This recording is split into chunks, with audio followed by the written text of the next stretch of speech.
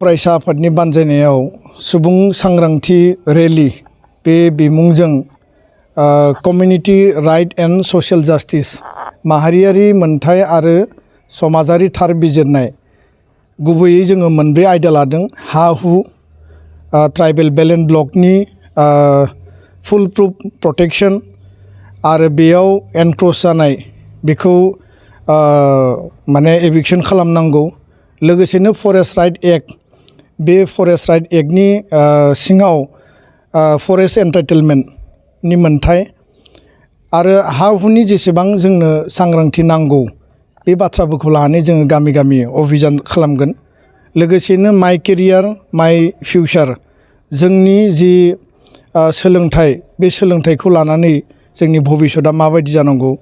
आरो जोङो जि सोलोंथाइखौ लादों गोग्गो सोलोंथाइ गुन गोनां सोलोंथाइ बे मिशनखौ लानानै जों खामानि मावबाय थादों दा बे समाव जोंनि फरायसा फरायसुलि जोंनि गार्जेनफोरा जाहाथे गुन गोनां सोलोंथाइनि फारसे बांसिन गोसो होनानै खामानि मावो आरो जोंनि जि फरायसा फरायसुलिनि केरियार बे केरियार दानायाव जोङो बांसिन मुखुब जानांगोन जाहाथे बिथांमोना ओरैनो बेकारै बा ड्रप आउट जानो गोनां जाया आरो बिथांमोननि फरायनाया आद्रा बा खावसे जानानै थाया गुबुन फारसेथिं थामथियाव जोङो समाजारि जायफोर बेरेखा हाबाफारिफोर मेनलि सशियेल ट्रान्सफरमेशननि जों एजेन्डाखौ लादों आरो बेयाव मेनलि ड्राग्स दिनै ड्राग्सजों जोङो माने यां जेनेरेशना बांसिन एडिक्टेड जानाय नुदों बे मोनसे साइलेन्ट किलार बादि आरो ड्राग्स जौ जुवा लोगोसे मानसि लांखारनाय दायना दायनि फोथायनाया दाबो जोंनि गेजेराव दङ आरो उन्दै बैसोआव हाबा जानाय बेखौबो जों बिराद नुनो मोन्दों मबाइल आरो मटर साइकेल बा नोङो स्कुटिनि मोनसे माने बेबायदि थाबथानाय गैयै जि बाहायनाय बे मोनसे एक्सेसिभ इउज जोंनोथ' निड बेस जिखिनि बाहायनांगौ बेखौ बाहायखानांगोन खिन्थु बिनिबो बांसिन बाहायनायाव समाजाव गोबां बेले बेजे बा गोबां सौग्रावनानै आसखान्दा जिउ गोमानो गोनां जानायखौबो जों नुदों आरो मबाइलजों गोबां इन्सिडेन्ट गोबां क्राइम जानायखौ जों नुनो मोन्दों दा बेखायनो बे गासै बिथिंखौ समाजाव मोनसे सांग्रांथि लाबोनाय मोनसे जोङो उद्देश्यजों जोङो बे हाबाफारिखौ लादों आरो ब्रैथियाव जेलाव थानाय जेसेबां जोंनि NDFB बारग' NDFBनि दैदेनगिरि आरो बिबानगिरि मावथिफोर दङ बिथांमोनखौ दिहुननायनि थाखाय समाजारि मोनसे सांग्रांथि हाबाफारि लाबोनायनि गेजेरजों सरकारखौ नारसिननाय आरो सरकारनिसिम प्रेसार बिल्डिं खालामनानै बे लिगेलि जुडिसियेल पॉइंट अफ भिउआनो जाया मानो बा सरकारनि इनिशिएटिभजोंनो जाया मानो गासैबो NDFBफोरखौ गावबा गावनि न'आव थाफैफिननो हानाय बेबस्था खालामनांगौ आरो बे मोनब्रै आयदाखौ लानानै जोङो गोजोननि थाखाय खौसेथिनि थाखाय आरो एन्टि ससियेल जिखिनि एक्टिभिटिफोर जाबाय थादों हा हुनि सायाव जोंनि जिखिनि सांग्रांथि जोङो जि हायाव दङ बे हानि गोबाङानो डकुमेन्टस गैया गोबाङा हा दङ खिन्थु डकुमेन्टलेस दा बे बाथ्राफोरखौ लानानै समाजाव जोङो फिन खनसेबाव मोजाङै सुबुं सांग्रांथि लाबोनायनि थाखाय जोङो गाबोननिफ्राय मेसिभ मोनसे केम्पेइन खालायगोन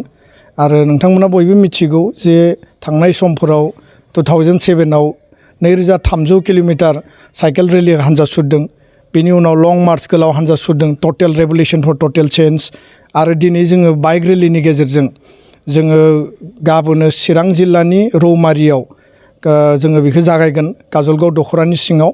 आरो बिनि उनाव क'क्राझार जिल्ला बाक्सा जिल्ला बरपेटा नलबारि कामरुप उदालगुरि जिल्ला सनितपुर बिश्वनाथ आरो लखिमपुर धेमाजि सारा आसाम नाङै जोङो बे केम्पेइनखौ खालामगोन आरो माखासे हाबाफारिफोरबो जों लाबावदों बे हाबाफारिफोरखौ जों उनाव फोरमायगोन दा बेखायनो बे हाबाफारियाव गासै आइ आफा रायजो राजा नोंथांमोनखौ ज'यै बाहागो लानो थाखाय आं खावलायबाय फरायसा फरायसुलिफोरखौ बाहागो लानो खावलायबाय आरो बेबायदि मोनसे सेन्सिटाइजेसन बा मोनसे एवारनेस सांग्रांथि लाबोनायनि गेजेरजों माहारियाव माहारिबादनि फारसे जोंनि मोनथायनि फारसे आरो जोंनि गेजेराव जायफोर नुजाबाय थानाय जिखिनि जेंना जेंसि बेखौ सुस्रांनायनि थाखाय जोङो लामा दिहुननांगोन आरो खौसे ज' जायोब्ला गासैबो जेंनानि समाधानखौ जोङो मोनगोन होननानै जोंहा आत्मबिश्वास दङ गोजोन्थों